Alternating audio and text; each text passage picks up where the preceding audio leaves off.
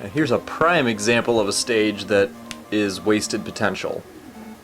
It's odd that a game should have better music than it has game, but it's not unheard of. A friend of mine showed me a game called Darkfall, which is very much the same as Mega Man 4. Great music. Darkfall was done by Bear McCreary, the man who did Battlestar Galactica, which has a fantastic soundtrack, and by consequence Darkfall does as well. I love the song here. I love the song in Dustman stage. The beginning is, for some reason to me, just awesome. But the stage itself is boring as all hell. If there were extra circles to hell, as we know that there's one for child molesters and people who talk at the theater, according to Shepherd Book, there should be a hell specifically with places like this. Just boring ass fucking landscape.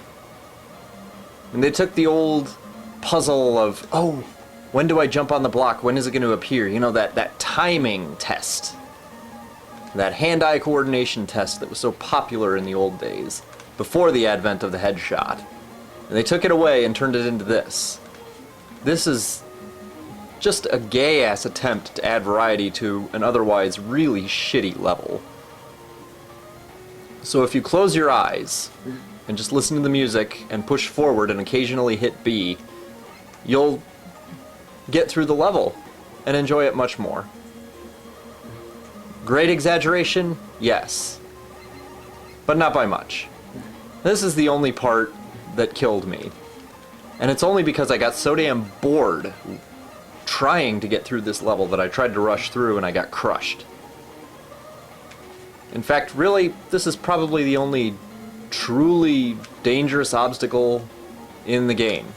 And I use that term obstacle very loosely,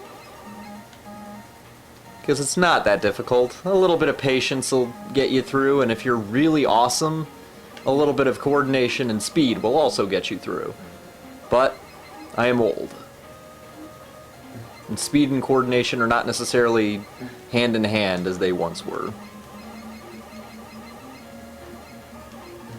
Either way, this is about as differentiated as the terrain gets in this level. It really is, and it's sad. It's truly sad, because the levels in the previous Mega Man were really good. And Mega Man 2 especially will always be one of my favorites as far as level design goes for a Mega Man game, a classic Mega Man game. I can't include the X series with the original Mega Mans because they're a similar formula, but they play so differently.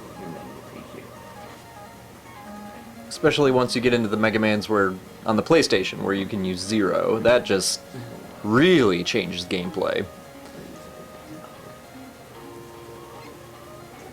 It's unfortunate that Mega Man, kind of like Final Fantasy, just jumped the shark.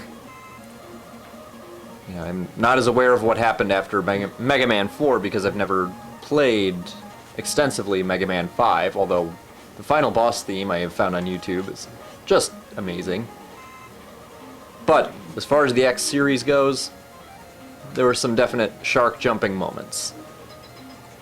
Those I will comment on later. Probably digress in the next level to fill the time while I talk about Dustman in this stage. Dustman should be called Vacuum Man.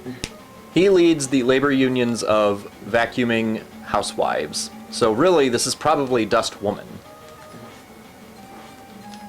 But it's a robot, so we can forgive its lack of feminine features. Hit it with a ring. God only knows why a giant human vacuum cleaner is weak against rings, or frisbees. But such is the case. It won't take long. In fact, he's one of the easier bosses when you're using that shit. In fact, he's just one of the easier bosses, I would say. None of the bosses in this are particularly threatening. Not as they were in some of the older games.